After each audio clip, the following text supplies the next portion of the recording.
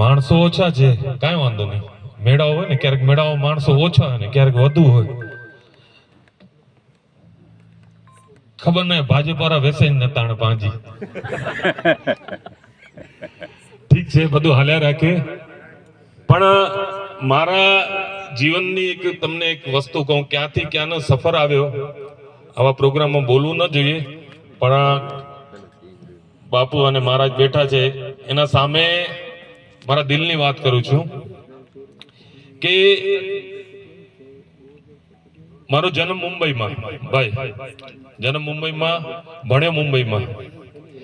પેલું મારું લાતુરમાં ભૂકંપ આવ્યો ત્યારે મેં સોસાયટીમાં ફરી અને 21,600 રૂપિયા ભેગા કરી.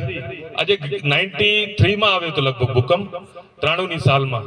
તો 93ની સાલમાં જે ભૂકંપ આવ્યો હતો એ સમયે 21,600 રૂપિયા રામકિશન મિશનમાં ત્યારે મેં અપાવ્યા હતા. એ મારી જાહેર જીવનની અને સમાજ વ્યવસ્થાની પહેલી શરૂઆત. ત્યારબાદ પહેલી ચૂંટણી હું ત્યાં કાર્યકર્તા તરીકે રહ્યો, પુરુષોત્તમભાઈ સોલંકી, જે અત્યારે આપણે અહીંયા મિનિસ્ટર છે. તો એમની સાથે અમારા ઘર જેવા સંબંધ હતા. એમના પપ્પા ઓધુભાઈ અને મારા પપ્પાના ખૂબ સારા સંબંધ હતા. ત્યારે મેં પહેલી ચૂંટણી લડી. ત્યાર પછી સમયે કરવટ બદલી ભાઈ. 92ની સાલમાં 4 કરોડ રૂપિયા કરજો થઈ ગયો. 98 સુધી પહોંચતા 4 કરોડ રૂપિયા કરજો થઈ ગયો. મુંબઈમાં અમારા 4 ફ્લેટ હતા, વેચવા પડ્યા, બંગલો વેચવો પડ્યો, બધું વેચવું પડ્યું.